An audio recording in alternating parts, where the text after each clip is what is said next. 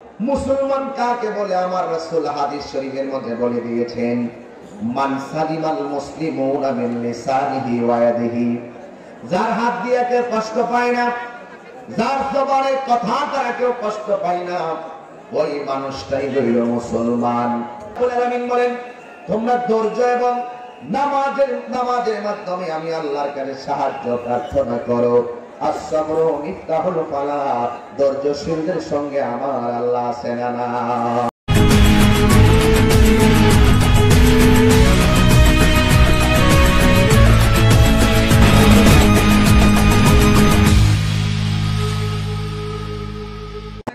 ইয়া আইয়ুহাল্লাযীনা আমানু দুখুলু ফিস-সিলমি কাফা। আল্লাহ রাব্বুল আলামিন বলেন, হে ঈমানদারগণ, দুখুলু, তোমরা প্রবেশ করো ফিস-সিলমি, ইসলামের মধ্যে। খুব মনোযোগ, খুব মনোযোগ। আল্লাহ বলেন তোমরা ইসলামের মধ্যে প্রবেশ করো। ইসলাম মানে কি মারামারি কাটাকাটি নাকি শান্তি? কথা বলুন। ইসলাম মানে শান্তি।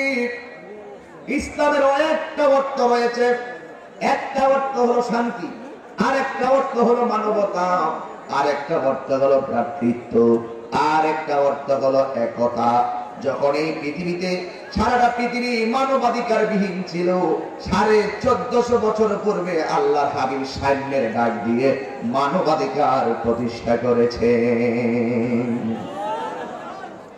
এই জন্য যুবক ভাইয়ের আমার, আল্লাহ রাব্বুল আলামিন কোরআনুল কারীমের মধ্যে বলেছেন, ইন্নাদ দীনা ইনদাল্লাহিল ইসলাম। আল্লাহ রাব্বুল আলামিন বলেন, নিশ্চয়ই আমি আল্লাহর কাছে একমাত্র অ্যাকসেপ্টেবল রিলিজিয়ন হলো ইসলাম। আমি আল্লাহর কাছে একমাত্র মনোনীত গ্রহণযোগ্য দ্বীনের নাম হলো ইসলাম। জোরে কি সুবহানাল্লাহ বলবেন না? আরে আমরা তো গর্বিত, আমরা তো আনন্দিত, আমরা গর্ব করে বলতে পারি আমরা মুসলমান। কথা বলেন ঠিক কি না বলেন? আমরা মুসলমান। আমরা অন্য কোন ধর্মের মানুষের করে জন্মগ্রহণ করিনি, আমরা মুসলমান। গর্ব করে বলতে পারি আমরা মুসলমান। মুসলমান কাকে বলে আমার রাসূল হাদিস শরীফের মধ্যে বলে দিয়েছেন, মান সালিমাল মুসলিমুনা মিন লিসানিহি ওয়া ইয়াদিহি, যার হাত দিয়ে কেউ কষ্ট পায় না, যার জবানের কথা দ্বারা কেউ কষ্ট পায় না, ওই মানুষটাই হইল মুসলমান। এই যুবক, মুসলমান শব্দটা অনেক দামি একটা শব্দ।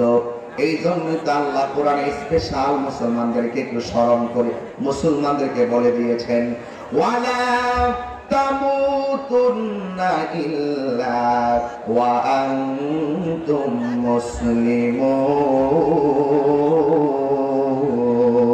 মুসলিমুন। আল্লাহু আকবার বলতে হবে। আপনারা মনে হচ্ছে অনেক কষ্টই করতেছেন, তারপর আমরা তেলাওয়াত করতেছি যেন আল্লাহ পাক শান্তি নাজিল করে।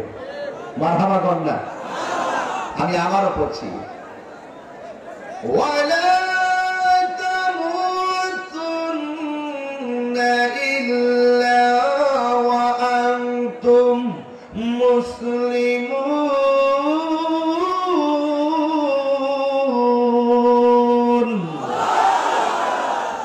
ঘোষণাকার, আরো জোরে ঘোষণাকার। আল্লাহ রাব্বুল আলামিন বলেন, তোমরা মুসলমান না হইয়া মরিও না। এখন আমার দেশে অনেক মুসলমান আছে, কাজে হলো বাইরে মুসলমান। এরা নামে মুসলমান, কাজে মুসলমান নয়। কথা বলেন ঠিক কিনা বলেন? বহুত মুসলমান আছে, মুখের মধ্যে দাঁড়িয়ে আছে, মাথায় পাগড়ি আছে।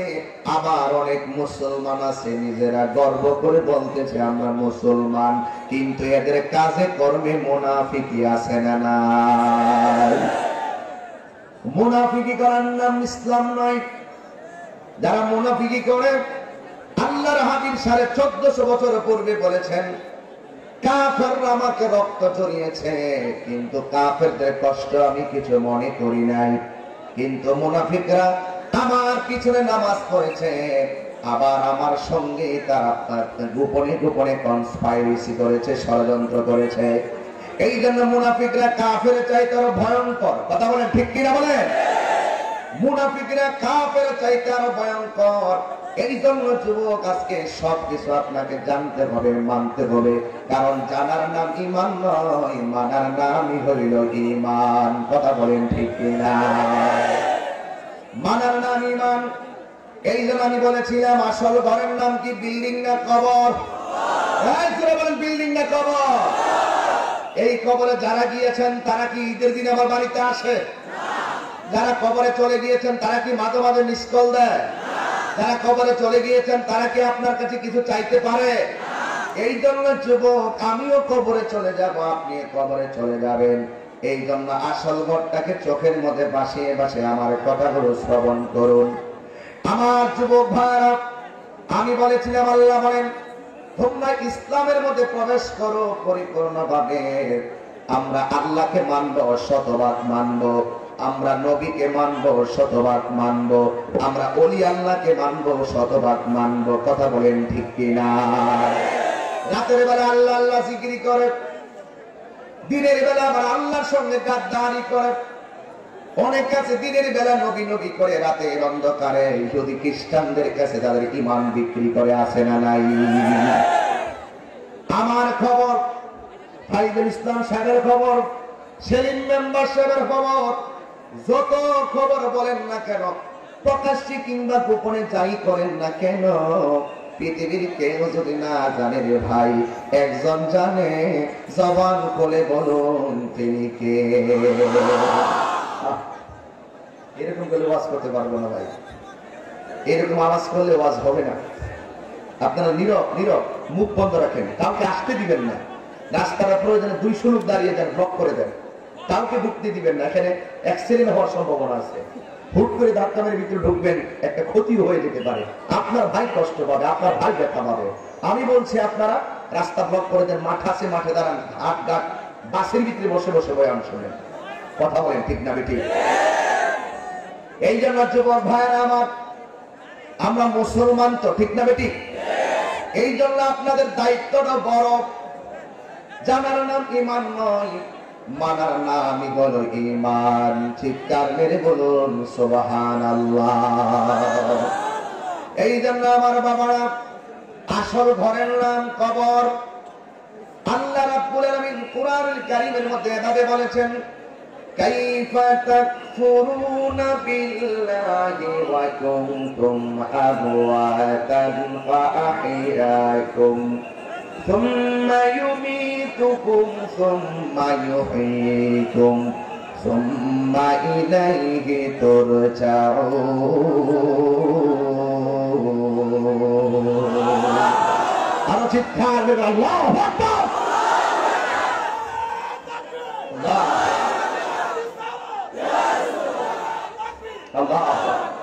আল্লাহু আকবার, আল্লাহু আকবার।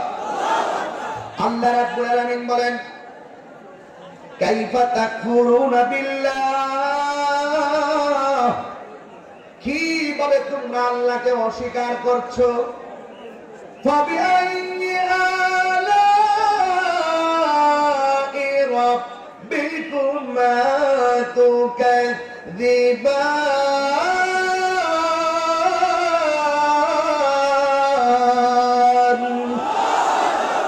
ঘোষণা কার? তুমি তোমার রবের কোন কোন নিয়ামতকে অস্বীকার করবা? আল্লাহ বলে, কাইফা তাকফুরুনা বিল্লাহ, তোমরা কিভাবে আল্লাহকে অস্বীকার করছো? ওয়া কুনতুম আমওয়াতান, তোমরা ছিলে মৃত। জবান খুলে বলেন, আমরা ছিলাম নিষ্প্রাণ। কথা বলেন ঠিক কিনা? এই নিষ্প্রাণ দেহের ভিতরে প্রাণ দিয়েছেন কে? আরো জোরে বলেন কে? নিষ্প্রাণ দেহের ভিতরে প্রাণ দিয়েছেন আমার আল্লাহ।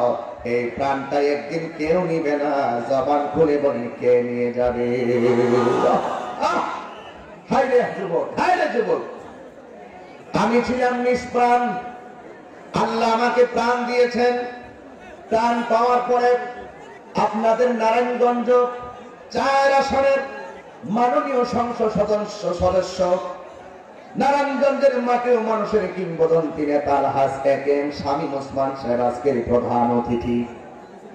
জীবন পাওয়ার পরে তিনি মাননীয় সংসদ সদস্য হয়েছেন, তাহিরি বক্তা। জীবন পাওয়ার পরে বক্তা, প্রধানমন্ত্রী জীবন পাওয়ার পরে, রাষ্ট্রপতি জীবন পাওয়ার পরে, ওসি মহোদয় জীবন পাওয়ার পরে, ডিসি মহোদয় জীবন পাওয়ার পরে আল্লাহ বলেন আমি তোদেরকে নিষ্প্রাণের মাঝে প্রাণ দিয়েছি। প্রাণ দেওয়ার পরে তুমি অনেক কিছু হয়ে গিয়েছ।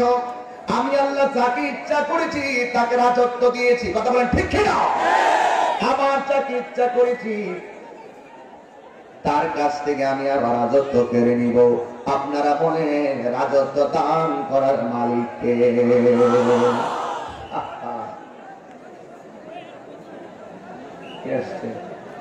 ওসি মহোদয় আসছে। যাই হোক, যারা আসছেন একটু আল্লাহর আসতে আপনারা ভলান্টিয়াররা খুব সক্রিয় হওয়া দরকার ছিল। আজকে 2-4-500 লোক আছেন, তারপর আরো 1000-1200 দরকার ছিল। রোড গার্ড গুলো আগে থেকে ব্লক করে দেওয়ার প্রয়োজন ছিল। আমি চাচ্ছিলাম একটু তাফসীরের ভাষায় কথা বলবো, কিন্তু আপনারা যদি এরকম ঘোরাঘুরি করেন তাহলে আমি আজ হয়তো কাঙ্ক্ষিত কথাগুলো বলতে পারলাম না। দুঃখ প্রকাশ করছি। আমার বয়ানে দুইটা জিনিস লাগে, একটা হলো ধৈর্য আর একটি হলো মনোযোগ। ঘোরাঘুরি উঠা বসা আই ডোন্ট লাইক দিস, আমি এটা পছন্দ করি না। ধৈর্যশীল যারা, ধৈর্যশীলদের সাথে আল্লাহ আছে না নাই? আপনাদের আওয়াজটা শুনলো তো বাহিরি মানুষ বুঝবে যে এখানে গণবিস্ফোরণ। বলুন, ধৈর্যশীলদের সাথে আল্লাহ আছে না নাই?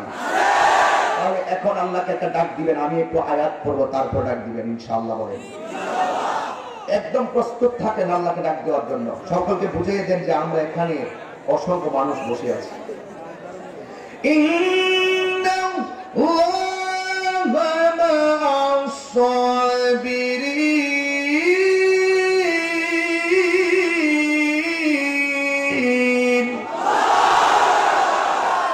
ধৈর্যশীলদের সাথে আল্লাহ আছে না নাই? যার জীবনে ধৈর্য বেশি তার জীবনে সফলতা বেশি, ঠিক না? যার জীবনে ধৈর্য কম তার জীবনে হতাশা বেশি। এই জন্য আমরা ধৈর্য ধারণ করবো। ধৈর্যশীলদের সাথে কেউ না থাকুক, একজন আছেন, জবান খুলে বলো তিনি কে? নামাজ পড়তে গেলে ধৈর্য লাগবে কি লাগবে না? আল্লাহ ওয়াস্তাঈনু বিস-সাবরি ওয়াস-সালাহ।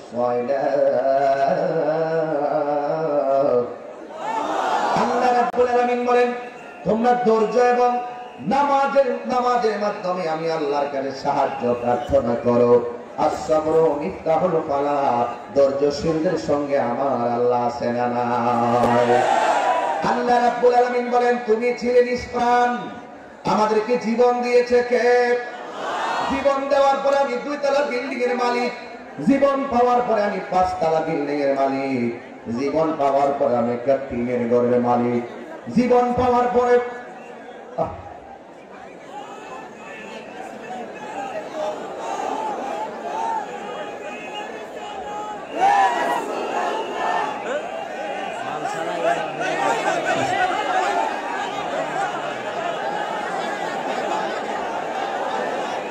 আল্লাহর রাস্তে ধৈর্য চাই, ধৈর্য। বাবা নবীর মহব্বতে আপনারা এই ডাকাটাকি করবেন না, দয়া করে আল্লাহর রাস্তে বসুন। বাবা এইভাবে এত স্বল্প জায়গা, এত বিশাল বড় জায়গায় তো মানুষ তো বেশি, এই ডাকাটাকি করবেন না দয়া করে। দুরূদ শরীফ পড়েন, দুরূদ শরীফ। আল্লাহুম্মা সাল্লি মাওলানা মুহাম্মদ ওয়া আলা আলি সাইয়্যিদিনা। আর মায়ার সরে বলেন আল্লাহুম্মা সাল্লি, সাউন্ড একটু তুলে দেন, সাইয়্যিদিনা মাওলানা মুহাম্মদ ওয়া আলা আলি সাইয়্যিদিনা। প্রেমের ফুল দ্বারা তোমার জন্য মাতোয়ারা, আমি হতে পারি ঘর বাড়ি হারা, যদি তোমার প্রেমের শুধু পাই গো সারা। হে রাসূল তোমার জন্য মন কাঁদে, আকি কাঁদে ভুবন কাঁদে আল্লাহুম্মা সাল্লি মাওলানা মুহাম্মদ ওয়া আলা আলি সাইয়্যিদিনা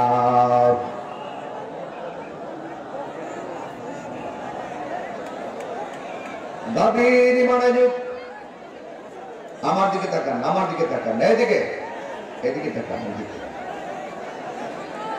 এটাই আজকে মনে হয় আমাদের শেষ পর্যন্ত এমনই থাকবে যাক আল্লাহ আপনি তাদের ধাক্কা ধাক্কিকে কবুল করেন এদের এই প্রতিযোগিতার উসিলে আপনি তাদেরকে মাফ করে দেন আল্লাহ আপনি তাদের প্রত্যেকের এই পরিশ্রমের বিনিময়ে আল্লাহ আপনি তাদেরকে দয়াল নবীর মহব্বতের প্রেমের ডায়েরিতে নামটা তুলে নেন সকলে বলে আল্লাহু আকবার আমাদের আল্লাহু আকবার ইয়া রাসূলুল্লাহ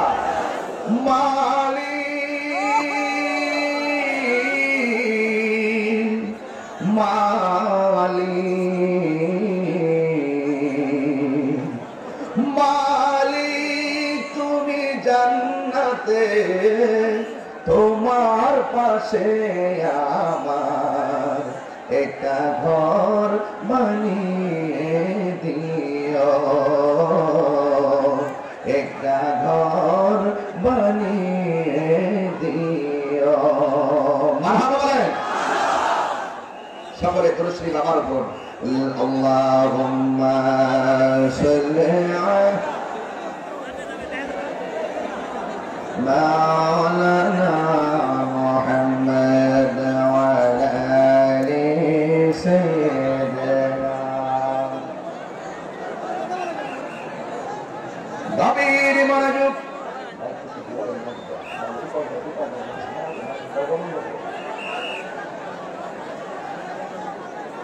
দয়া করে বাহিরে থাকেন ভিতরে কেউ আসেন না আল্লাহর ওয়াস্তে আমার দিকে একটু তাকান আমি আর কথা বলতে রাজি নই ফাইজুল ভাই কিছু বলেন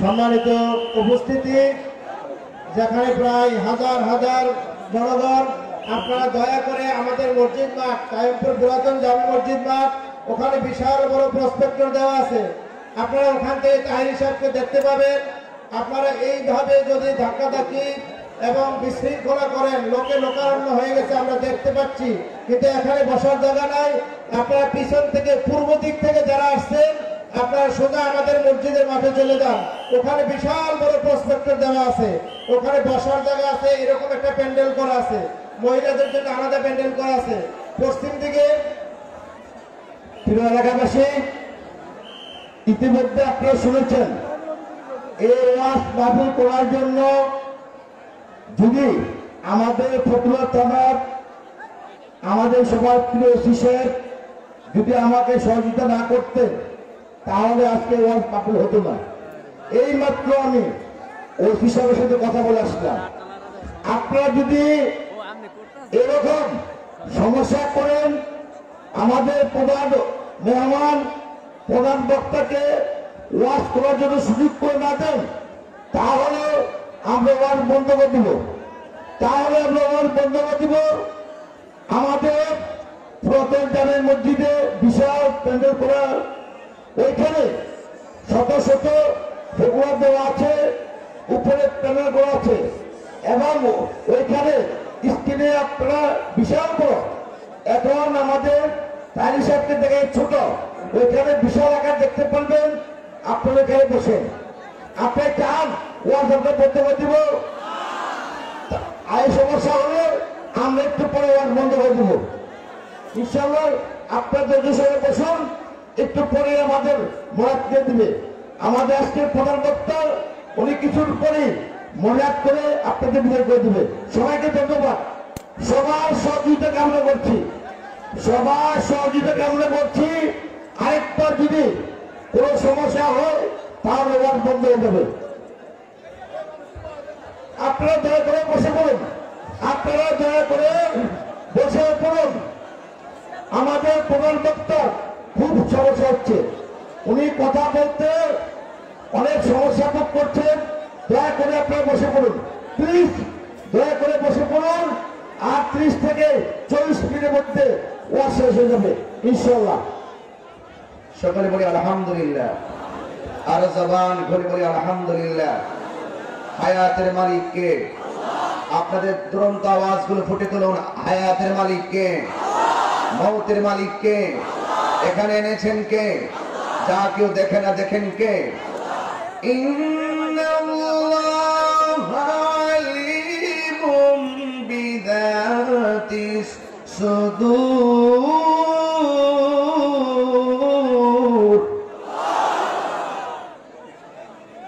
আল্লাহ রাব্বুল আলামিন সকলের মনের খবর জানে কি জানে না? এই জন্য যুবক ভাইরা আমার ভাই কিন্তু খুব হৃদয় থেকে বলতেছে, আপনি অনুরোধটাতে কি বা আশাই করবে সেখানে তিনি বুঝতে পারতেছেন কি করবে। আর মানুষ এমনিতেও কয়েকগুণ বেশি হয়ে যাওয়ায় আমাদের একটু চাপ পড়ে গেছে। তারপরে একটু জবানটা ছেড়ে আল্লাহর কাছে শুকরিয়া আদায় করে বলেন আলহামদুলিল্লাহ। গভীর মনোযোগ। এখন আপনারা কথা বললাম, আমি কথা চালিয়ে যাব।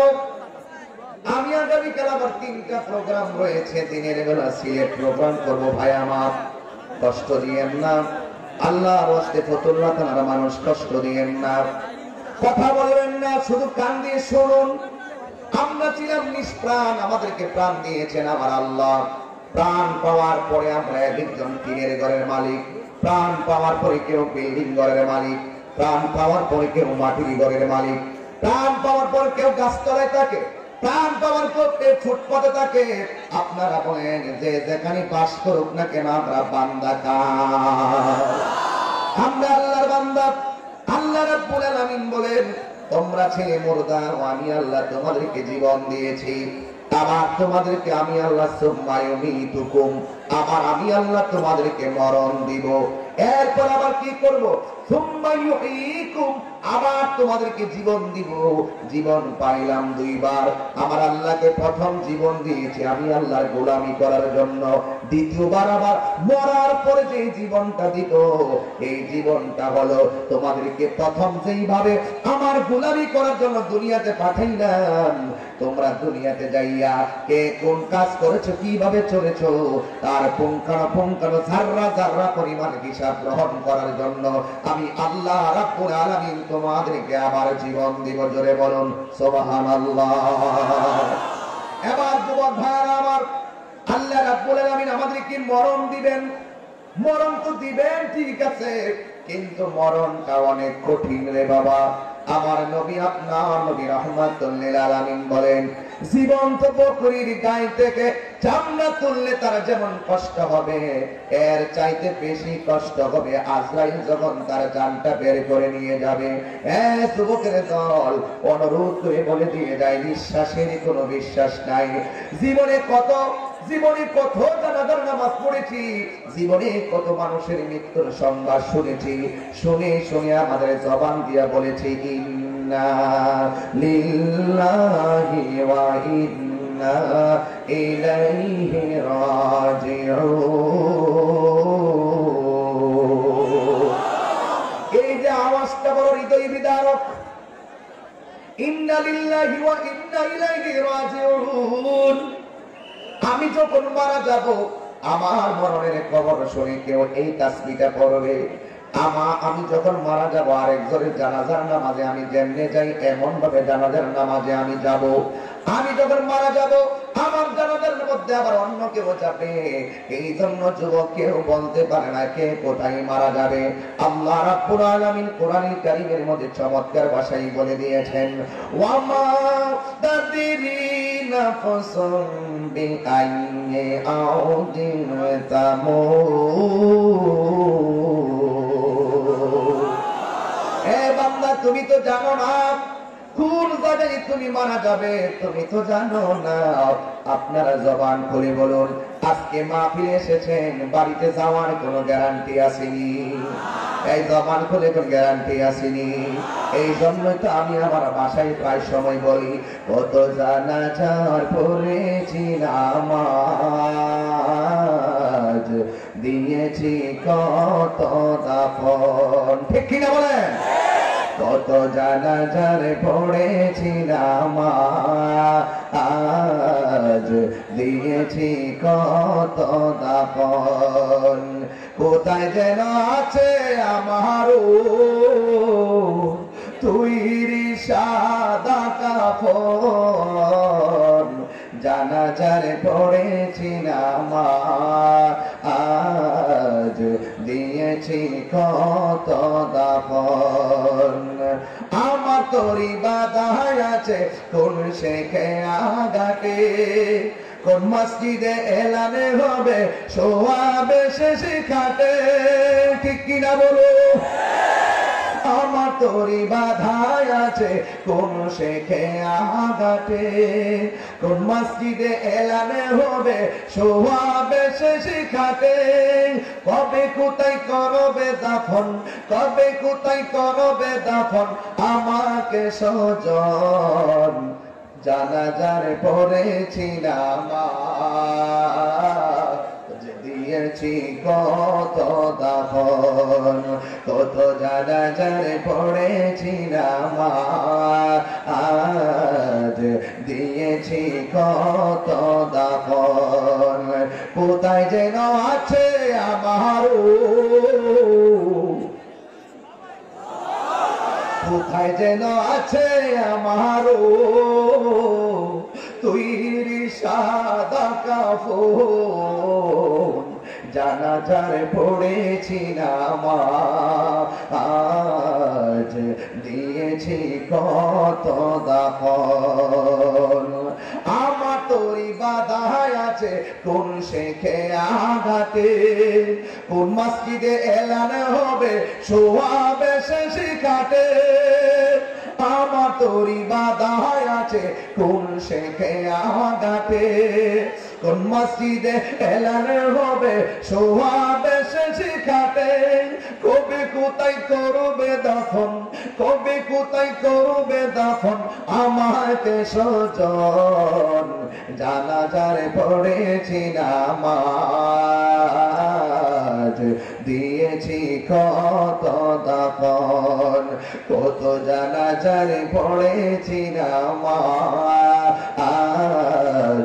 দিয়েছি কত দাফন কোথায় যেন আছে আমার কোথায় যেন আছে আমার তৈরি সাদা কাফন জানাজা পড়েছি নামাজ দিয়েছি কত দাফন একটা জমানো বন্ধ রাখবেন না চিৎকার মেরে বলুন সুবহানাল্লাহ হে আমার আব্বুজিরারি ও বন্দর ফতুল্লাহ নারায়ণগঞ্জের বন্ধু যতই হাসাহাসি করতেছো ধাক্কা ধাক্কি করতেছো আমি যতই বয়ান চালাইতেছি আপনারা যতই শুনতেছেন কিন্তু মনে রাখবেন একটা সেকেন্ড করে কিন্তু আমার জীবন থেকে হায়াতটা চিরদিনের জন্য ঝরে যাইতেছে কথা বলেন ঠিক কিনা যদি আপনি কোরআনের আয়াতের দিকে মনোযোগী হয়ে যান আল্লাহর কসম করে বলি বন্ধু এমনও হতে পারে আজকের মাহফিলটা আমাদের সবার জন্য না জাতির সিলা হতে পারে কি পারে না এখন যদি বলি যুবক আমার এখানে কে কে সুদ খেয়ে মাহফিলে এসেছো হাত তুলো কেউ তুলবে না কে কে সিনা করে মাহফিলে এসেছেন হাত তোলেন কেউ তুলবে না কে কে গীবত করে এখানে এসেছেন হাত তোলেন কে কে গুনাহ করে এসেছেন হাত তুলুন কেউ তুলবে না কেন তুলবে না জানেননি বাইরে কারণ তাহিরি হুজুরের সামনে যদি বলি আমি সুদ খাই আমি লজ্জা পাবো তাহিরি হুজুরের সামনে যদি আমি বলি আমি জিনা করছি আমি লজ্জা পাবো তাহিরি হুজুরের সামনে যদি আমি বলি আমি চুরি করি আমি ডাকাতি করি আমি মুনাফিকি করি তাইলে আমি লজ্জা পাবো হাজার মানুষের সামনে আমি অপরাধী বলে সাব্যস্ত হব কিন্তু তোমাকে একটা কথা আজকে মানাই লাগবে জবানটা ছাইরা বলতে হবে তোমার গুনাহ প্রকাশ্যে কিংবা গোপনে কেউ জানো আর না জানো একজন জানে চিৎকার মাইরা সেই মনিবের নামটা বলো তিনি কে কেউ জানে না গো একজন জানে তিনি আমার রব তিনি আমার সব। এই জন্যই তো কথায় কথায় চলে এসেছে হযরত মূসা কালিমুল্লাহর কথা মনে হইয়া গেল। মূসা আলাইহিস সালামের আমলে তার কওমের মধ্যে বৃষ্টি নাজিল হয় না। কওমের মানুষগুলা মূসা নবীর ডাক দিয়ে কয়, আপনারা বলেন মূসা নবী কি নরম নবী না গরম নবী? আরো জোরে গাওয়া লাগবে। কেমন গরম, কেমন গরম। আজরাইল আসছে মূসা নবীর রূহ নেওয়ার জন্য। আজরাইল একটা থাপ্পড় মাইরা চোখটা ফালাইয়া দিছে। এই নবীর নাম হলো মূসা কালিমুল্লাহ। চিৎকার মাইরা কি আল্লাহু আকবার বলবেন না? ওই মূসা কালিমুল্লাহ। আজকের বয়ানের মূল বিষয় হলো তাকওয়া। মূল বিষয় কি? তাকওয়া। যারা আল্লাহকে ভয় করে ওরা রাতের বেলা সেহরি খাইয়া ইফতারের সময় ইফতার করে, দরজা লাগায় দুপুর বেলা ভাত খাইয়া আবার পেট ভরে ইফতার করে না। আমার সমাজে অনেক মানুষ আছে না নাই? দুধ গ্রহণ করছে 3 কেজি, আবার পানি দিয়ে দিছে আধা কেজি। আধা কেজির দাম পাওয়ার জন্য 25 টাকার লোভে পানি মিশাইয়া দিছে। যারা তাকওয়াবান তারা কখনো দুধের মধ্যে পানি মিশাই না। জবান খুলে বলো ঠিক না বেঠি? আজকের ওয়াজের বিষয় কি? সময় তো দিতে হবে রে ভাই। এ ভাই আমার দিকে একটু মনোযোগ দিতে হবে রে ভাই। এ ভাই আজকে কে আগে মারা যাবো আমরা কেউ বলতে পারি না। আমি বাড়িতে যাইতে পারবো কিনা আমি জানি না। আমি যখন বাড়ি থেকে বের হয় মনে করি এই মাহফিলটা আমার জীবনের শেষ মাহফিল। ঠিক কি? এই জন্য কেউ হুড়াহুড়ি করবেন না গো। আজকের বিষয়ের নাম হলো তাকওয়া। ঠিক কিনা বলুন? মূসা কালিমুল্লাহ তার উম্মতের একটা কওমের মধ্যে বৃষ্টি হয় না। জবান খুলে বলা লাগবে বৃষ্টি দেওয়ার মালিক কে? আরো জোরে কোন দেওয়ার মালিক কে? আমার বন্ধ করে দেয় কে? মূসা নবী একদিন তোর পাহাড়ে যাইয়া বলছিল, আল্লাহ গো তুমি যখন খুশি হও তুমি কি করো? আল্লাহ বলছে আমি বৃষ্টি নাজিল করি। আরো জোরে জবান খোলো। যতবার সুবহানাল্লাহ কইবেন সওয়াব আছে না নাই? মূসা নবী আল্লাহর প্রশ্ন করে, আল্লাহ তুমি যখন খুশি হও তুমি কি করো? আল্লাহ বলেন আমি আল্লাহ বৃষ্টি নাজিল করি। মূসা নবী তো আল্লাহর সঙ্গে কথা বলতে বলতে খুব অভ্যস্ত। এবার দ্বিতীয়বার আল্লাহরে ডাক দিয়ে কে, আল্লাহ গো এর চাইতে যদি বেশি খুশি হও তুমি কি করো? আল্লাহ রাব্বুল আলামিন। এই ফাইজুল ভাই আপনি কিন্তু টেনশন করেন না, আল্লাহ কি করে শুনেন। মূসা নবী আল্লাহরে ডাক দিয়া কয়, আল্লাহ প্রথম খুশি হইলে তুমি কি করো? কই বৃষ্টি নাজিল করি। কই এর চাইতে বেশি খুশি হলে কি করো? কই মানুষের বাড়িতে মেহমান পাঠাই। সব মেহমান, সব কি মেহমান। এরপর আর কি ওয়াজ করতে সব মিলাইতেছি। এরপরে যদি বুঝাস আলহামদুলিল্লাহ। এরপরে মূসা নবী ডাক দিয়ে কি, আল্লাহ প্রথম খুশি হইলে তুমি বৃষ্টি নাজিল করো, এর চাইতে বেশি খুশি হলে মানুষের বাড়িতে মেহমান পাঠাও। ঠিক আছে আমি মেনে নিলাম, কিন্তু আমি মূসা কালিমুল্লাহ জানতে চাই এর চাইতে যদি বেশি খুশি হও তুমি কি করো? আমার আল্লাহ বলে, মূসা রে এর চাইতে যদি আমি আল্লাহ বেশি খুশি হয় আমার বান্দার সংসারে কন্যা সন্তান দান করি। আরো জোরে কথা সুবহানাল্লাহ বলে। এখন আমার সমাজে মেহমান বেশি আইলেও বেজার, বৃষ্টি একদিনের জায়গা 3 দিন হইলেও বেজার, আমার একটা মেয়ের জায়গা 3টা মেয়ে হইলেও বেজার। কথা কোন ঠিক না বেশি? যেখানে বান্দা বেজার সেখানে খুশি কে? এই জন্য আপনার ধাক্কা ধাক্কি করলো আমি বেজার না, যেহেতু আমার আল্লাহ খুশি। কথা বলেন ঠিক কিনা? ওই মূসা নবীর কিছু উম্মতের দল মূসা নবীর যাইয়া ডাক দিয়া কয়, মূসা আমাদের মাঝে অনেক দিন ধরে বৃষ্টি হয় না, পশু পাখিগুলো না খাইতে খাইতে পেটটা পিঠের সঙ্গে লেগে গেছে। জবান খুলে বলো বৃষ্টি দেওয়ার মালিক কে? এবার মূসা কালিমুল্লাহ তুর পাহাড়ে গিয়ে আল্লাহর সঙ্গে বৃষ্টির দরখাস্ত করলেন। এরপর বৃষ্টি নামে নাই। কিন্তু বন্ধুরে আমার এই বন্দরের বাবারা, ফতুল্লার বাবারা, নারায়ণগঞ্জের বাবারা, এ সাইনবোর্ডের বন্ধু, যাত্রাবাড়ির বন্ধুরে, আজকে কথায় আপনাদের বোঝাই লাগবে। আর কথা বলবো না, ডাইরেক্ট বয়ানে আসি। এবার যা মনে আছে তা করেন। হিন্দি মিন টাইমে আল্লাহ রাব্বুল আলামিন কোন কথা বলে নাই। মূসা কালিমুল্লাহ আসিয়া সকল কওমের উম্মতদেরকে নিয়ে খোলা আকাশের নিচে দাঁড়াইয়া গেছে। একটা নামাজের নাম সালাতুল ইস্তিসকা। সালাতুল ইস্তিসকা, এটা হলো বৃষ্টি প্রার্থনার নামাজ। জোরে কি সুবহানাল্লাহ বলবেন না? আর বাবা যদি কোনো প্রয়োজন থাকে হাজতের নামাজ পড়েন, নামাজ আসেনি? হাজতের নামাজ আছে, ইশরাকের নামাজ আছে, চাশতের নামাজ আছে, তাহাজ্জুদের নামাজ আছে। আর একটা নামাজ হলো সালাতুল ইস্তিসকা। মূসা কালিমুল্লাহ যেই কওমের মধ্যে বৃষ্টি হয় না, লক্ষ মানুষ নিয়ে খোলা আকাশের নিচে দাঁড়াইয়া গেছে, এবার তিনি নামাজটা আদায় করলেন, কিন্তু আল্লাহ রাব্বুল আলামিন বৃষ্টি দেয় না। যেই মাত্র বৃষ্টি দেয় না, মূসা কালিমুল্লাহ খোলা আকাশের নিচে আল্লাহরে ডাক দিয়া বলেন, আল্লাহ আমাদের মাঝে কেন বৃষ্টি হয় না? এরপরে আমার আল্লাহ একটা জবাব দিলেন, বড় চমৎকার। আপনারা বলেন এখানে কে অপরাধী কে নির্দোষ? আমার আল্লাহ জানে কি জানে না?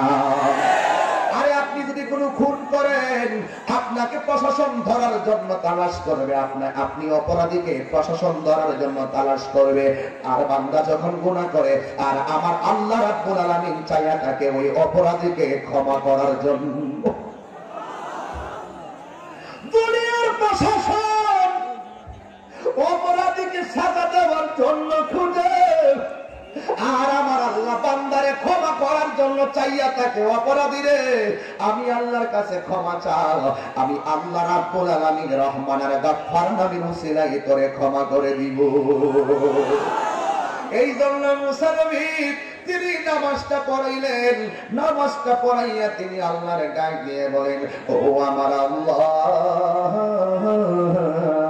ও আমার আল্লাহ গো, আমার কওমের মধ্যে অনেক দিন ধরে বৃষ্টি হয় না, পশু পাখিগুলো একেবারে জলে একেবারে দুর্বল হয়ে গেছে। শুধুমাত্র তাই নয়, আমার এলাকার ফসলাদিগুলো একেবারে নষ্ট হয়ে গেছে। আল্লাহ আপনি একটু বৃষ্টির ব্যবস্থা করেন।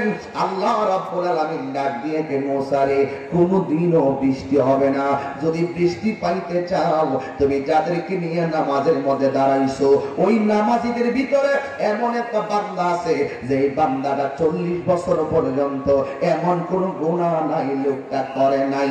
এই লোকের গুনার কারণে আমি আল্লাহ রাব্বুল আলামিন অসন্তুষ্ট হয়ে গেছি। মুসা নবী ডাক দিয়ে কয়, আল্লাহ অসন্তুষ্ট হইছে বলি কি বৃষ্টি বন্ধ করে দিছো? আল্লাহ ডাক দিয়ে কয়, হ্যাঁ বৃষ্টি বন্ধ করে দিছি, কারণ সে রাতের বেলা গুনাহ করে, দিনের বেলা তওবা করে, দিনের বেলা গুনাহ করে, রাতের বেলা তওবা করে। কিন্তু আমার আল্লাহ তো একাধিকবার তওবা কবুল করে না। আমার আল্লাহ রাব্বুল আলামিন বলেন, ও বান্দা আমার কাছে তওবা কর, তওবা মানে ফিরে আসা। একবার যা গুনাহ করার কইরা ফেলাইছস, কিন্তু আমি আল্লাহর কাছে একবারে খালিস নিয়তে তওবা করো। আর যদি কোনোদিন গুনাহর দিকে ফিরে না যাও, আমি আল্লাহ রাব্বুল আলামিন তোমাকে আমার বান্দা থেকে বন্ধু বানায়া নিব। আরো জোরে কোন ইয়া রাসূলুল্লাহ। এই দল্লা পড়ি ওই মুসা কালিমুল্লাহ একটা আল্লাহরে প্রশ্ন করে, একটা প্রশ্ন করলেন, আল্লাহ অপরাধ করছে একজন, শাস্তি কেন পুরা কওমের মানুষ পাবে? কষ্টায় খালি শাস্তি দিবেন একজনকে। গুনাহ করলে 40 বছর একজনে গুনাহ করেছে, বাকি কওমের মধ্যে পুরা সমাজের মধ্যে কেন আপনি গজব দিয়া দিলেন? আল্লাহ ডাক দিয়ে তো গজব কেন দিছে জানোনি? এ যখন প্রকাশ্যে গুনাহ করত, তখন সমাজের মানুষ সবাই দেখত, কিন্তু সমাজের মানুষ নীরবতা পালন করত। এই জন্য অপরাধ দেখিয়া নীরবতা পালন করা আরেকটা অপরাধ। কথা বলেন ঠিক কিনা? করোনা কি এমনি এসে পড়ছে? এমনি এসে বসে করোনা। করোনার মহামারী এমনি আসে নাই। বান্দা গুনাহ করতে করতে ছোট ভাইটা বড় ভাইরে মানে না, সন্তান তার মারে মানে না, সমাজের মানুষ সিনিয়র জুনিয়রের কোনো ভেদাভেদ নাই। বিশ্বের ইহুদি খ্রিস্টানরা মুসলমানকে মাইরা নেওয়ার স্বপ্ন দেখছিল। বিভিন্ন মুসলমান আমার ভিতরে ভিতরে কাছে কি করছে জানেননি? টাকা খাইয়া ক্ষমতার লোভে আমার ঈমানুল বিক্রি করে ফলাইছে। তখন আল্লাহ রাব্বুল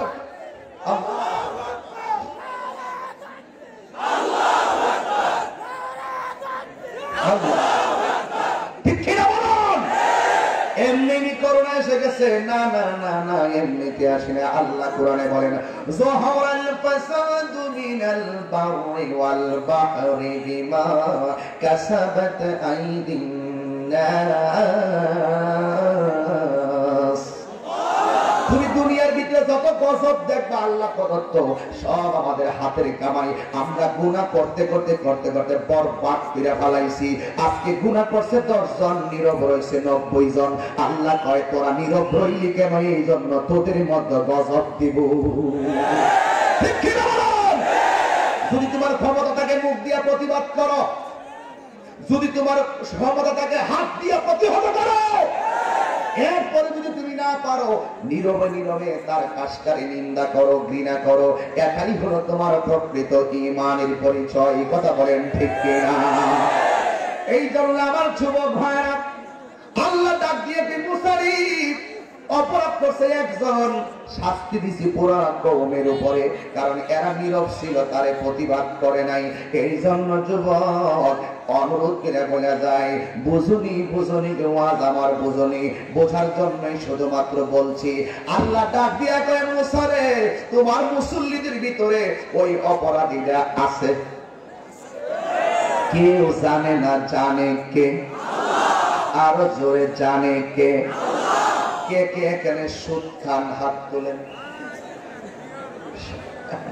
লজ্জা পায়, লজ্জা পায়।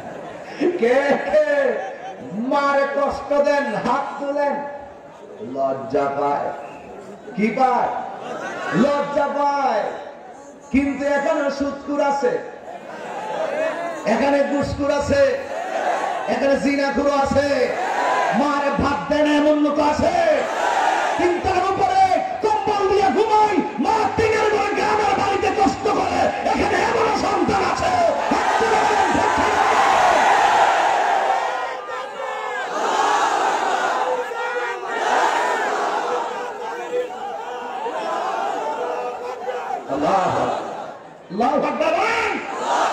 কিন্তু আমি যদি বলি তোমরা কারা হাত তোলো, হুজুর আমার লজ্জা লাগে। আমি ফতুল্লা থানার মানুষকে বলতে চাই, কেউ যেটা জানে না, জানে কে? আরো জোরে বলো, জানে কে? এবার ওই আল্লাহ কয়, আল্লাহ গুমর ফাঁস করে দিছে। আল্লাহ কয় তুমি আমার কাছে চাইলে লাভ হইব কি? যার জন্য বৃষ্টি দেই না ওই লোকটা নামাজের ভিতরে আছে, এই লোকটারে বের করে দাও, আমি আল্লাহ রাব্বুল আলামিন আসমান থেকে বৃষ্টি নাজিল করে দিব। ঘরের ভিতরে যদি 5টা ভাইয়ের মধ্যে একটা ভাই যদি বেয়াদব হয়, একটা ভাই যদি আল্লাহর সঙ্গে নাফরমানি করে, এর কারণে কিন্তু গোটা ঘরটা আল্লাহ জ্বালাইয়া দিব। কেন জানেননি? যে তোমার সন্তানকে তুমি কেন টেক কেয়ার করো না। এই কথা বলেন ঠিক কিনা? তোমার ছোট ভাইকে তুমি কেন দেখে রাখো নাই? এই জন্য তোমাকে সেই শাস্তির মধ্যে পড়তে হবে। ও যুবকের দল, এবার আমার আল্লাহ বলেন মুসা, ও মুসা ওই লোকটারে সেখান থেকে বের করে দাও, বৃষ্টি দেওয়ার মালিককে। এবার মুসা কালিমুল্লাহ ডাক দিয়া কে আল্লাহ, ও আমার আল্লাহ গো, এই লোকটা তো আমি চিনি না, আমি তো তারে কোনোদিন দেখি নাই। এখন লক্ষ লক্ষ মানুষের ভিতরে আমি যদি ঘোষণা করি, এখন ওই লোকটা তো আমার কথা নাও শুনতে পারে, যেহেতু ওই সময় সাউন্ড সিস্টেম ছিল না। মুসা নবী হলো ইমামতের মিম্বারে, কিন্তু মানুষগুলা হলো লক্ষ লক্ষ মানুষ, সামনের কথা তো পিছনের কেউ শুনবে না। আমার আল্লাহ ডাক দিয়া কয় মুসা রে, মানুষ শুধু এটা কেন, সারা পৃথিবীর মানুষ যদি মুসল্লি হইয়া যায়, তুমি শুধুমাত্র মুখ দিয়া ঘোষণা করে দাও ওই বিয়াদবের কারণে বৃষ্টি হচ্ছে না, তুমি বের হয়ে যাও। তোমার এই গলার সাউন্ডটা সকল মুসল্লিদের কানে কানে পৌঁছায়া দিব আমি আল্লাহ। আর জোরে কোনা আল্লাহু আকবার। আল্লাহু লা ইলাহা ইল্লা হুয়াল হাইয়ুল কাইয়্যুম।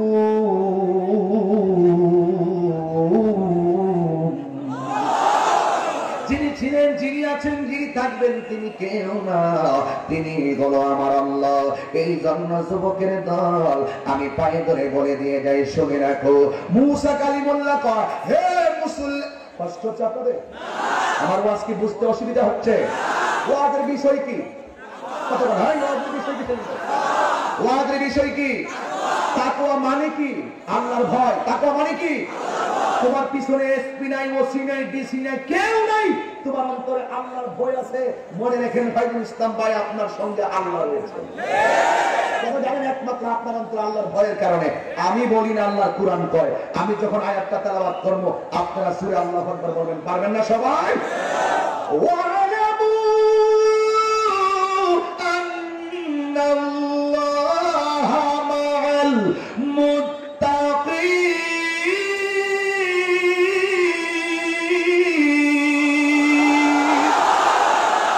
ঘোষণা কার?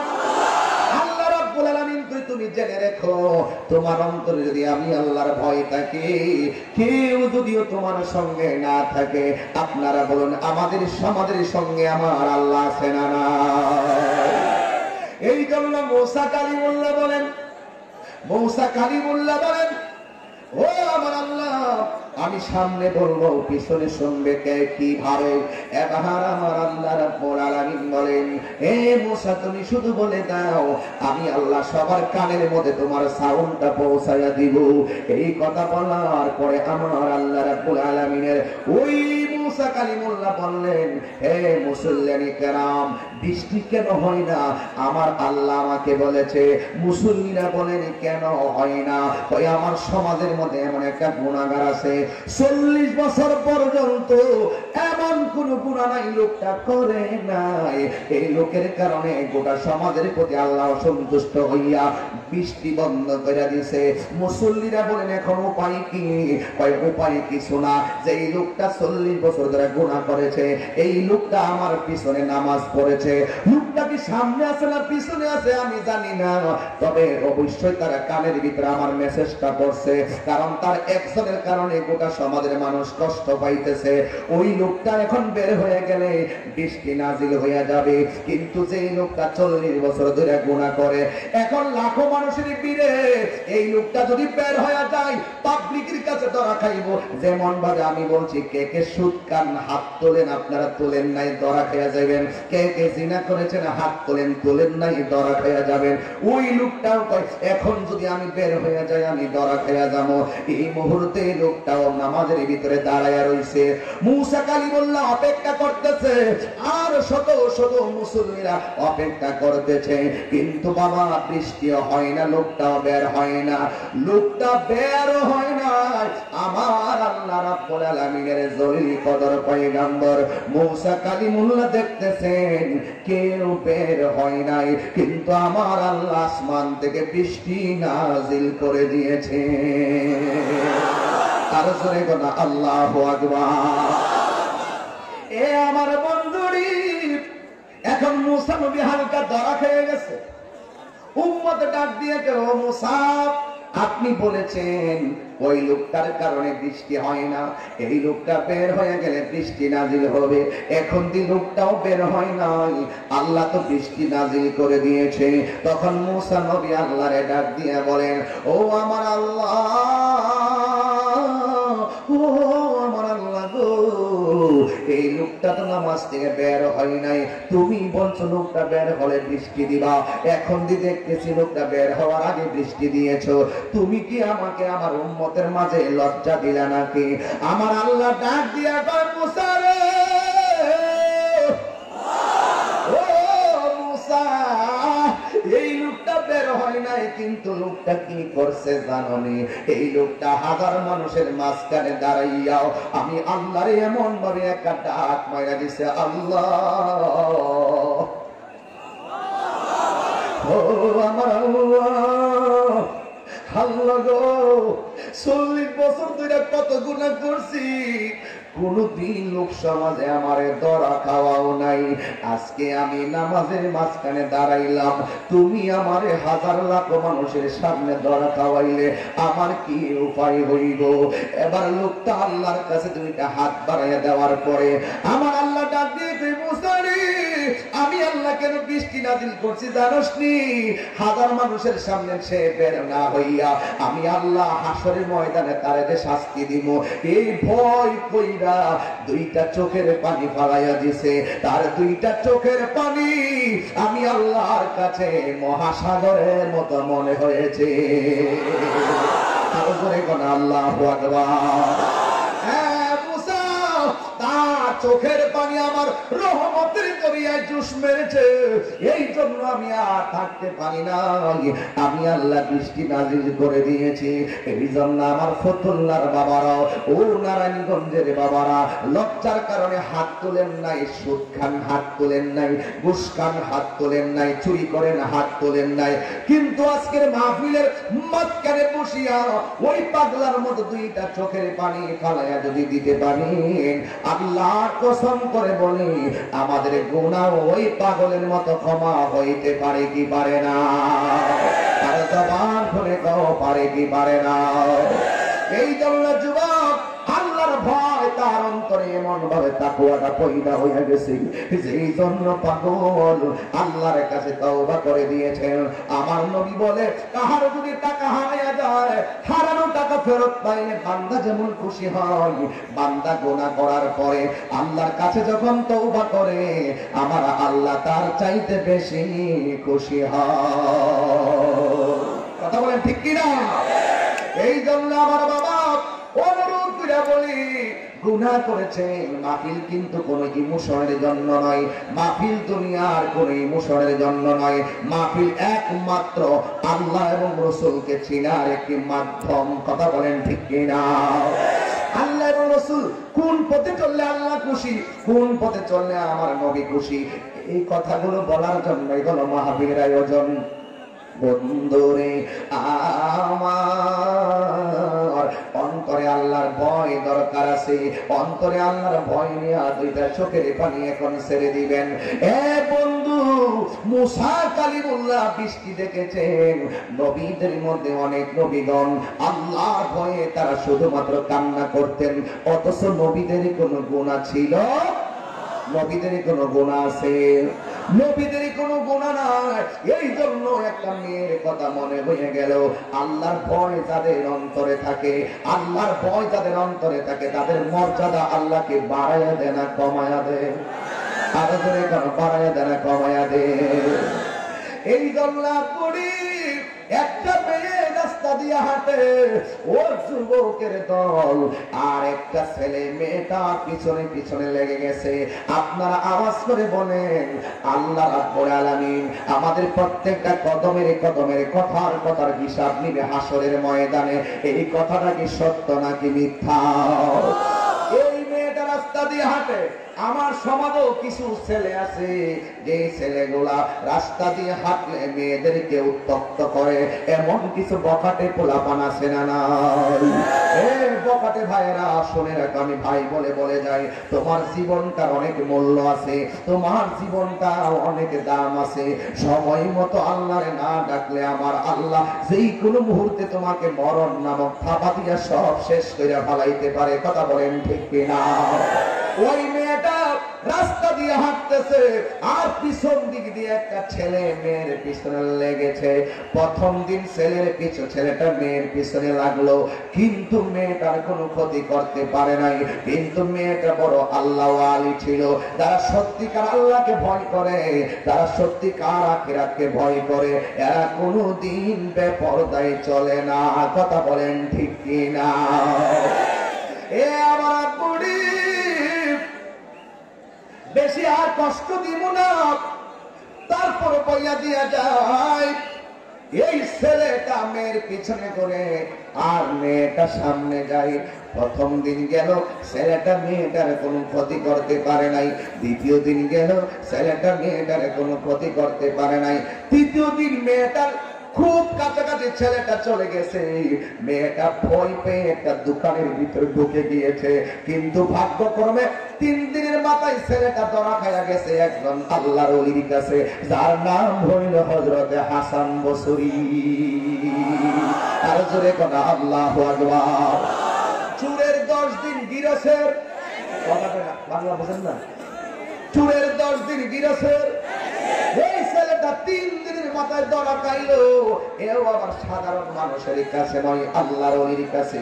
এবার মেয়েটা দোকানের ভিতরে ঢুকে গেল, ওই দিক দিয়ে ছেলেটাও দোকানের ভিতরে ঢুকলো।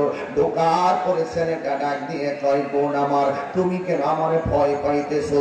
আমি তো তোমার কোনো ক্ষতি করব না। এবার মেয়েটা কত সুন্দর একটা ওয়াজ করে দিলেন। আমার মনে হয় এমন সুন্দর ওয়াজ যদি আমার সমাজের মেয়েরা জানতো, তাইলে কোনদিন একটা ছেলে মেয়েদেরকে ডিস্টার্ব করার সাহস পাইতো না। ঠিক কি বলেন? মেয়েটা ডাক দিয়া কয়, ভাই তুমি প্রতিদিন আমার পিছনে ঘুরো, তুমি কি আল্লাহরে ভয় পাও না? আল্লাহ রাব্বুল আলামিনকে কি ভয় পাও না? এই কথা বলার পরে এবার ছেলেটা ডাক দিয়ে কই, বোন আমার, আমি তোমার কোনো ক্ষতি করার জন্য ঘুরি না। তোমার চোখ দুইটা অনেক সুন্দর, এই চোখের সৌন্দর্য দেখার জন্য আমি তোমার পিছনে ঘুরি।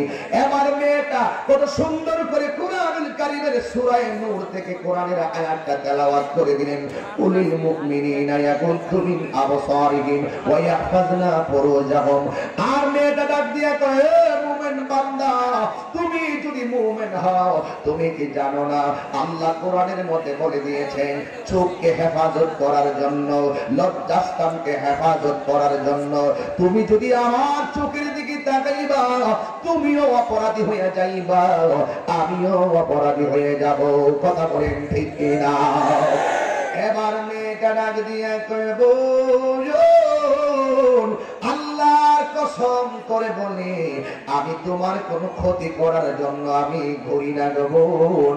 আমি তোমার চোখ যে সুন্দর দেখলাম, ওই যে আল্লাহ বলছেন ওয়া তাফাক্কারুনা ফি খালকিস সামাওয়াতি ওয়াল আরদ, আসমান জমিনে যা আছে তা নিয়ে আল্লাহকে গবেষণা করার জন্য আমি তোমার দুইটা চোখের দিকে তাকাইয়া তোমার ক্ষতি করতে ঘুরি না গো। ও বোন আমার, আল্লাহর কসম করে বলি, আমি তোমার দুইটা চোখ দেখে দেখে শুধু একটাই জল্পনা কল্পনা, তোমার সৃষ্টি, আল্লাহর সৃষ্টি, তোমার চোখ যদি এত সুন্দর হয়, না জানি আমার আল্লাহ কত সুন্দর। এই আওয়াজে মানি না, জোরে কর আল্লাহু আকবার। তোমার সৃষ্টি যদি হয় তো সুন্দর, না জানি তাহলে তুমি কত সুন্দর, কত সুন্দর। সবাই বলেন, তোমার সৃষ্টি যদি হয় তো সুন্দর, না জানি তাহলে তুমি কত সুন্দর, কত সুন্দর। যে নবী উম্মতেরি বেদনায় আজ তিনি কাঁদিতেছেন মদিনায়, যে নবী উম্মতেরি বেদনায় আজ তিনি কাঁদিতেছেন মদিনায়। যদি সেই নবী সেই মন হয় এত সুন্দর, যদি সেই নবী সেই মন হয় এত সুন্দর, না জানি তাহলে তুমি কত সুন্দর, কত সুন্দর। একটা জবান বন্ধ রাখবেন না, ধৈর্যের সাথে জবান খুলে কর আল্লাহু আকবার। এ বন্ধুরি, ও আমার ফতুল্লাহ থানার বন্ধুরা, আজকে রাজিবুস শামস সুন্নি কনফারেন্স, আমি যেই কথা বুঝাইতে চাই তাকওয়ার কথা বলতে চাই। দেখেন তাকওয়ার কি লাভ হয়।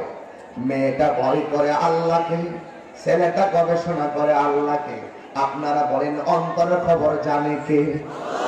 কিন্তু মেয়েটা আল্লাহকে এমন ভয় করে, মেয়েটা কয় তুমি কি জানো না আল্লাহ আমাদেরকে বলেছেন চোখের হেফাজত করার জন্য। তুমি হয়তো আমার চোখ দিয়ে আল্লাহর গবেষণা করো, আবার এমন অনেক ছেলে আছে আমার চোখ দেখা আমাকে গবেষণা করে, আর আমাকে গবেষণা কইরা ছেলেটা যদি অপরাধী হইয়া যায় আমি আল্লাহর দরবারে আমি কি জবাব দিব? মেয়েটার হাতের ভিতরে দুইটা চাকু নিলে ছুরিগুলা নিয়ে এমন ভাবে দুইটা চোখের মধ্যে গাই দিলেন, দেওয়ার পরে দুইটা চোখের রক্তাক্ত বানাইয়া ফেলাইছেন। আমার চোখ দেখা কেউ যদি নষ্ট হয় আমি আল্লাহর দরবারে কি জবাব দিব? এ আমার নারায়ণগঞ্জের মা, ও নারায়ণগঞ্জের বোন, নামাজ যেমন ফরজ তোমার উপরে পর্দাও তেমন ফরজ। কথা বলেন ঠিক কিনা? এ আমার বোন, ও আমার মা, আমিও তো একটা মায়ের সন্তান, আমি কথাগুলা বলে দিয়ে যাই, দিলটা নরম করে শোনেন। এবার মেয়েটার চোখ দিয়া রক্ত পড়তে পড়তে দোকানটা লাল হয়ে গেল। মেয়েটাকে ধরাধরি করে মেয়েটার বাড়িতে নিয়ে গেল। এই দিকে দিয়া হাসান বসরি দোকানের ভিতরে ঢুকলেন, ঢুকার পরে জিজ্ঞাসা করে এই দোকানের ভিতরে এত রক্ত কেন? এই ছেলেটারে ডাক দিয়ে তুমি মেয়ের পিছনে কেন কেন ঘুরলা? ছেলেটা ডাক দিয়ে হুজুর আল্লাহর কসম করে বলি আমি মেয়েটা কোনো ক্ষতি করার জন্য ঘুরি নাই, কিন্তু মেয়েটা যে এত আল্লাহওয়ালা, মেয়েটা যে এত তাইয়্যিবা, মেয়েটা যে কানেতা, মেয়েটা যে জাহেদা, মেয়েটা যে সাবেরা, মেয়েটা যে সাদিকা, মেয়েটা যে তাইয়্যিবা, আমি জানি না গো। এই মেয়েটার চোখ দেখে আমি আল্লাহর সৃষ্টি গবেষণা করতাম। এই কথাটা শুনিয়া মেয়ের নিজের চোখটা নিজেই ফেলে দিয়েছে। এবার হাসান বসরি মেয়েটার বাড়ির মধ্যে গেল। বাড়ির মধ্যে যেই মাত্র গেছে বাবা, যাইয়া দেখতেছেন তার বাড়ির ভিতরে বিরহের কান্নার আওয়াজ শোনা যাইতেছে। জোরে কি আল্লাহু আকবার বলবেন না? ওই হাসান বসরি ডাক দিয়েছে বাড়িতে, কে গো, কে বাড়িতে, কেন কান্নার আওয়াজ? ভিতর থেকে মেয়ের মা ডাক দিয়ে হুজুর রাস্তার ভিতরে আমার এমন একটা মেয়ের চোখ ডাকাতে চোখ খুললা বলাইছে, যেই মেয়েটা কোনোদিন বেপরদায় চলে নাই, যেই মেয়েটা কোনোদিন তাহাজ্জুদের নামাজ ছাড়ে নাই, যেই মেয়েটা কোনোদিন 5 ওয়াক্ত নামাজ ছাড়ে নাই, ডাক দিয়া বলে ও হুজুর রাস্তার ভিতরে ডাকাতের দলেরা আমার মেয়ের দুইটা চোখ খুললা ফালাইয়া দিয়েছি। এখন মেয়ের চোখ থেকে রক্তক্ষরণ হতে হতে মেয়েটা মারা গিয়েছে। এই কথা বলার পরে হাসান বসরি রাদিয়াল্লাহু আলাইহি ডাক দিয়ে বলেন, মা তোমার মেয়ের চোখ নিজের চোখ নিজে খুললা ফেলাইছে, কোন ডাকাতে তোমার মেয়ের চোখটা খুলে নাই। মা যেন আসমান থেকে ভাঙা জমিনে পড়ল। মা ডাক দিয়ে হুজুর এতক্ষণ তো মেয়ে মরার পরেও একটা স্বপ্ন দেখছিলাম, ডাকাতে যদি আমার মেয়ের চোখ দুইটা খুললা ফেলায় তাইলে আমার মেয়েটা হয়তো শাহাদাতের মর্যাদা পাবে। এখন যে আপনি বললেন আমার মেয়ের চোখ নিজের চোখ নিজে খুলনা পালাইছে, এখন আমার মেয়েটার মরণটাকে আত্মহত্যা করেছে কিনা গো হুজুর? এখন তো আমার কলিজাটা ভাঙ্গে গেছে। এবার একটা কথা চিন্তা করেন, মা যতদিন সন্তান দুনিয়ায় থাকে ততদিন সন্তানের কল্যাণ কামনা করে, আবার দুনিয়া থেকে যাওয়ার পরেও সন্তানের কল্যাণ কামনা করে। এই আমার নারায়ণগঞ্জের মানুষ তোমাদের পায়ের ভিতরে হাত দিয়া বইলা যায়, ফাইজুল ইসলাম ভাইরে জিজ্ঞাসা করো ভাই আপনার আম্মা চিনি কয়? হওয়া আছে। তাই ভাই আপনার আব্বা চিনি কয়? হ্যাঁ আমার আব্বা তো দুনিয়াতে নাই। এখন আমি তাহিরিরে প্রশ্ন করো তোমার আব্বা চিনি? আমি বলবো বাইরে গত 2020 সালের মার্চ মাসের 5 তারিখে আমার আব্বার আমি হারাইছি। আরে বাবা কালকে অত গতকালও বাড়ি থেকে বের হওয়ার সময় আব্বার কাফনের কাপড়ের অতিরিক্ত যে টুকরাটা আছে এই টুকরাটা আমি প্রায় মাহফিলে ঘটনাটা বলি। আমার আব্বার কাফনের কাপড়টারে চুমা দিয়ে বাড়ির থেকে বের হইছি, বুকের মধ্যে লাগাইয়া বের হইছি। ওই যে আব্বার সালাম কইরা কইরা মাহফিলে আমি যাইতাম, আর এখন আব্বার কাফনের কাপড়টা বুকের মধ্যে লাগাইয়া নারায়ণগঞ্জের মা। এ যুবক তোর পায়ের মধ্যে হাত দিয়া বলি আমার ওয়াজ শুনছো বহুত? আমি তাহিরে নিয়ে যত কথাই বলো না কেন, তাহিরি একদিন থাকবে না। তুমিও একদিন থাকবে না রে বন্ধু। আমার ওয়াজ যতগুলা ওয়াজ করেছে মানো আর না মানো, কিন্তু একটা ওয়াজ তোমার বাড়িতে লইয়া যাইতেই হবে। জীবনে কোনোদিন বাবা নামক বটবৃক্ষটারে কোনোদিন আঘাত কইরো না। বাবা নামক বটবৃক্ষটার ভিতরে যদিও ফল না ধরে, এই গাছটা তোমার আজীবন ছায়া দিয়া রাখছে। এই গাছটা যখন তোর মাথার উপর দিয়ে যাই বলে ফায়াজ ভাই, তখন দেখবা পুরো পাগলের মতন ডাইনে করবা বামে করবা আমার মতো।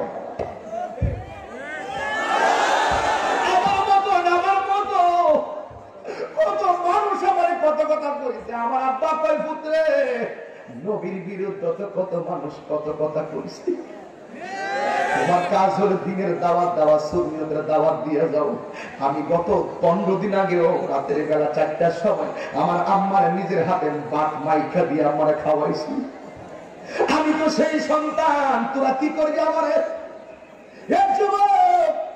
দুশ্মন দুশ্মনী দিয়ে আমারে কি করবে?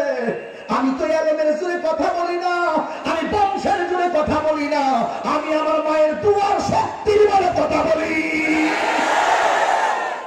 আমি চ্যালেঞ্জ করে বলে দাও,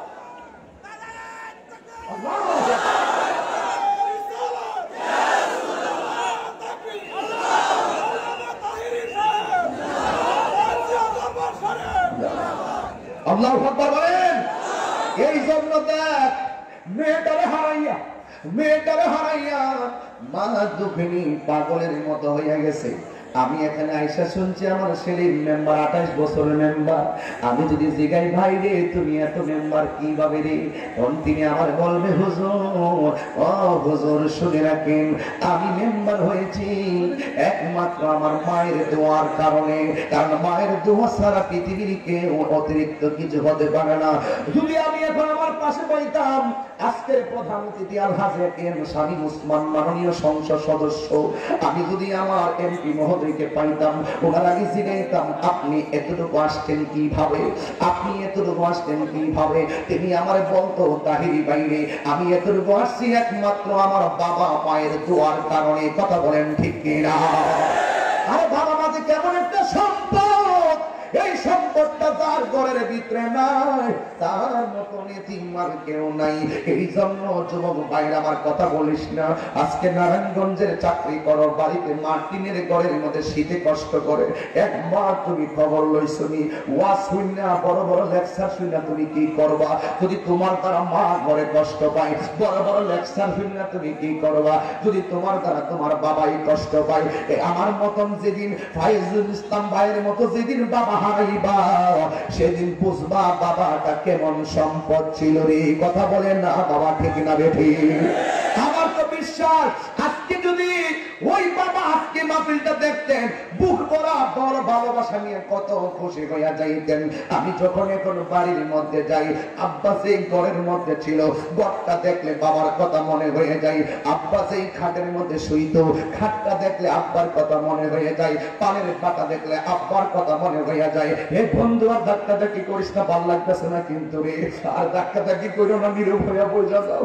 একটা ওয়াজ শুধু বাড়িতে লইয়া যাও, জীবনে কোনোদিন প্রকাশ্যে গোপনে গুনাহ কইরো না, আর মা বাবারে কোনোদিন কষ্ট দিও না। এই মানুষটা তোর কথা আপন জানোস নি, যে মানুষটা তোর কাছে 10,000 টাকা মনে জীবনও চাইতো না, আবার 10,000 টাকা দে। এই মানুষটা মাঝে মাঝে তোর কাছে পানের টাকা চাইবো, এই মানুষটা তোর কাছে মাঝে মাঝে নাইলাতির জন্য কিছু টাকা চাইবো। এই মানুষটারে কোনোদিন ভুল বুঝছো না। আমি তাহিরি যদি বাড়িতে যাইয়া বাবার খাট দেইকা, বাবার পানের বাটা দেইকা বাবা বাবা কইয়া কাঁদতে পারি। এই জন্যই তো এক শিল্পী একটা গান গাইছিল, অনেক সময় অনেকে হুজুর এমন শিল্পী গান গাইলেন কে, আরে বাবা গানটা যদি তোর শরীয়ত সম্মত হয়, অর্থবোধক হয়, তোর গাইতে অসুবিধা কি? আমিও সেইটা ছাত্র জীবনে শুনেছিলাম, এখন দেখলাম বাস্তবে আমার জীবনের সঙ্গে মিলে গেছে। এই জন্যই তো কবির ভাষায় এইভাবে ভেসে আসে, দরজাটা খুলতে খেয়ে যায় ধোঁকা, বাবা বুঝি বলছে এলে নাকি খোকা। আজকে আমি যখন গাড়িতে ছিলাম, ফাইজুল ইসলাম ভাই এই গাড়ি থেকে ওই গাড়িতে ফোন দিয়ে বলতেছে, হুজুর আমার ছেলে কিন্তু আপনার সামনে আছে, আমার আজকে আসার পথে আমার ছেলে কিন্তু আপনার সামনে আছে। মোটর সাইকেলে, আর ঘরে আসার পরে বলছে হুজুর আমার এটা ছেলে। আমার প্রত্যেকটা ভাইরা তার সন্তানের সাথে আমাকে পরিচয় করে দিয়েছেন। মনে রাখেন, এই সন্তান দিয়ে বাবার অনেক বড় স্বপ্ন, অনেক বড় স্বপ্ন, অনেক বড় স্বপ্ন। এই জন্য আমি বাড়িতে গেলে এভাবে দরজাটা খুলতে খেয়ে যাই ধোকা, বাবা বুঝি বলছে এলে নাকি খোকা, বুকের ভেতরটা নড়ে চড়ে ওঠে, বুকের ভেতরটা নড়ে চড়ে ওঠে, চোখে বেয়ে জল নেমে আসে, শুধু মানে, শুধু মানে, শুধু মানে, শুধু বাবা নেই। এই সেই ঘর, এই সেই খাট, বিছানার পাশে আছে পানের বাটা, চশমাটা পড়ে আছে পাশে, শুধু মানে, শুধু মানে, শুধু মানে, শুধু মানে। জানি ফিরে পাবো না হারানো তিথি, বাবা শুধু তাহিরির ফেনে বাঁধা স্মৃতি। জানি ফিরে পাবো না হারানো তিথি, বাবা শুধু তাহিরির ফেনে বাঁধা স্মৃতি। বুকের ভেতরটা নড়ে চড়ে ওঠে, বুকের ভেতরটা নড়ে চড়ে ওঠে, চোখ বেয়ে জল নেমে আসে, শুধু মানে, শুধু মানে, শুধু মানে, শুধু মানে। এই সেই ঘর, এই সেই খাট, বিছানার পাশে আছে পানের বাটা, চশমাটা পরে আছে পাশে, শুধু মানে, শুধু মানে, শুধু মানে, হ্যাঁ শুধু মানে। এই কথাগুলো আমি বলতে পারি না, মুখ খুঁয়ে শুকায় ওঠে। এই যুবক পায়ে ধরে বলি, আজকে বাড়িতে মার পায়ে ধরে মাপ চাবি। আমি পায়ে ধরে বলি, আজকে বাড়িতে গিয়ে মার পায়ে ধরে মাপ চাইবা। যদি তোমার মা বাবা বেঁচে না থাকে, আগামী শুক্রবারে মার গুরুস্থানে যাইবা, যাইয়া মায়ের গুরুস্থানে দাঁড়ায় দাঁড়ায় মায়ের জন্য কান্দা দোয়া করবা। সন্তানের দোয়া মা বাবার উপকার হয় কি হয় না? আর জবান খুলে কোন উপকার হয় কি হয় না? আজকে মা বাবা তোমার দমক দিছে, সন্তান মাপর নিয়ে তুমি মা বাবার বিরুদ্ধে বিচার দায়ের করো। আমি বলবো না রে না, তুই এই কাজটা করিস না। বাহিরের মানুষের কাছে মায়ের দমকের বিচার দিলে মা কি কই জানোনি? মা কইব, ও বাবা তুই যদি আমার একটা আঘাত করতে আমি ব্যথা পাইতাম না। যেই মা করে পেটের ভিতরে রাখা শত শত লাঠির কষ্ট কাউকে জানাই নাই, আজকে তুই আমার মুখের কথাই কষ্ট পায় মানুষকে জানাইলি। এ যুবকের দল, আপনারা জবান খুলে বলেন, আমরা মায়ের খেদমত করতে চাই কি চাই না? আর জবান খুলে কেউ চাই কি চাই না? মাগো তোমার মতো লই না কেহ, আমায় কোলে টানি, আঁচল দিয়ে মুছে নাকি,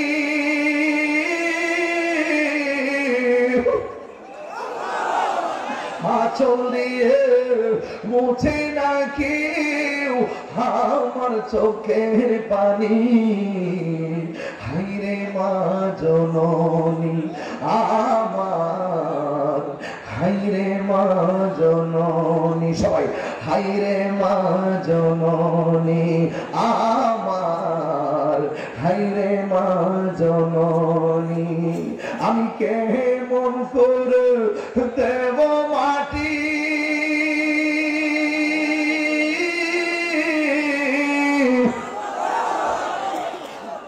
আমি কেমন করে দেব মাটি তোমারি কবরে।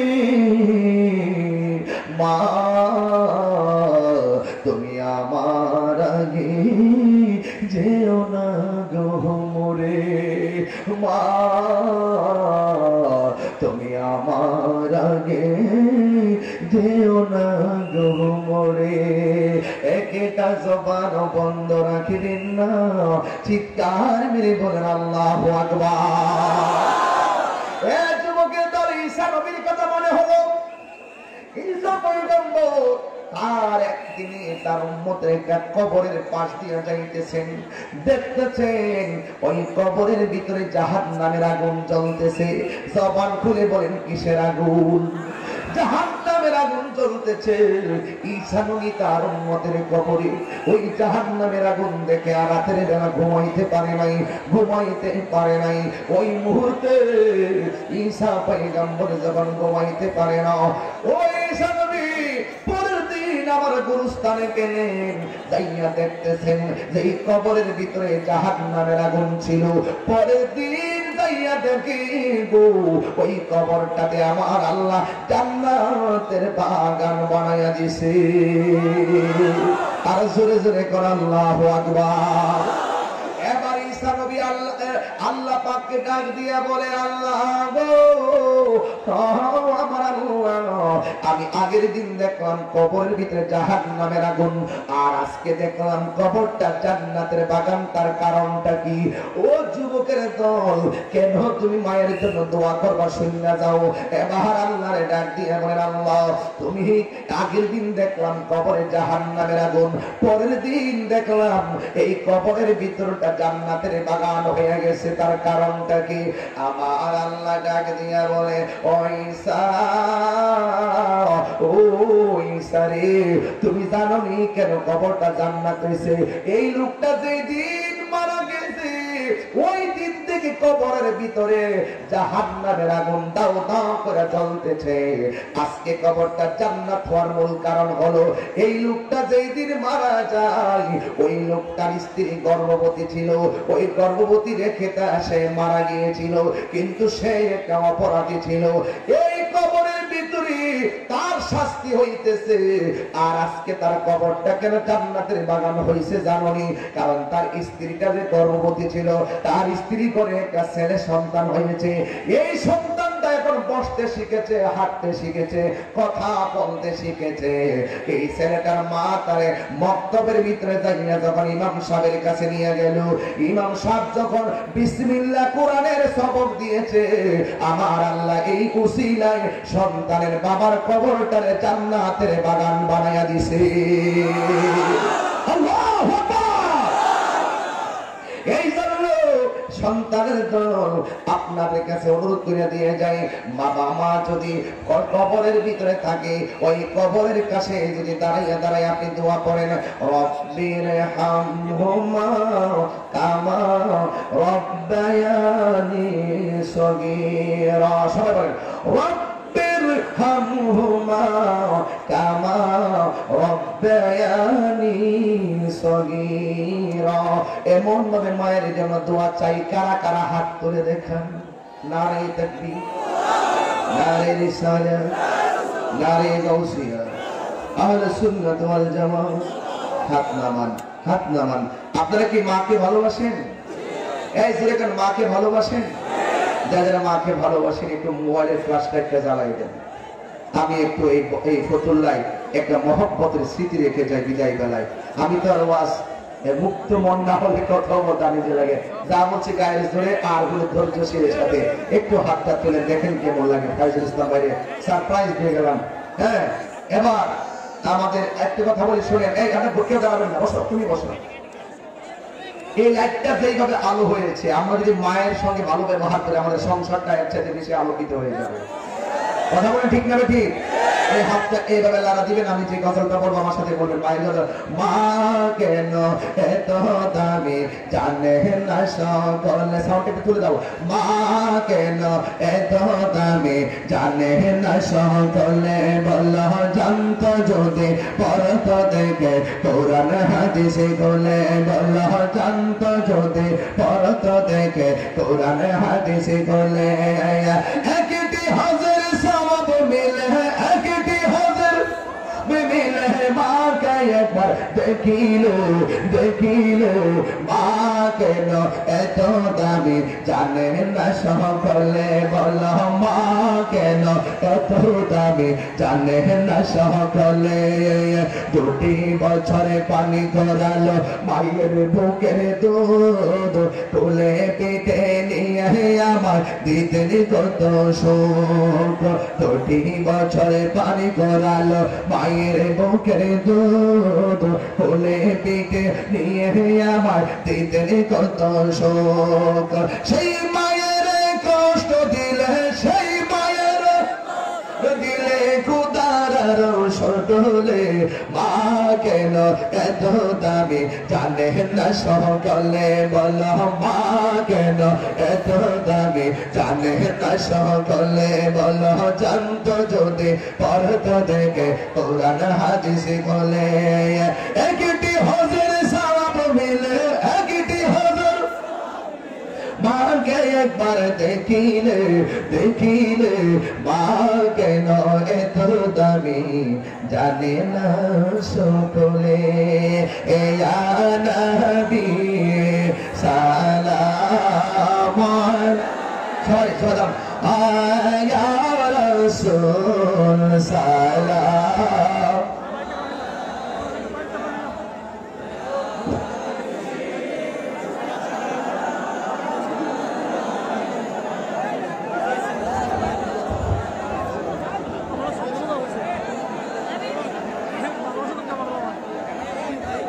يا رسول الله يا حبيب الله يا نبي يا نبي يا نبي الله কে বলে আপনি দূর আছো গো কায়েমপুর আশিকদের অন্তরে দেখা দাও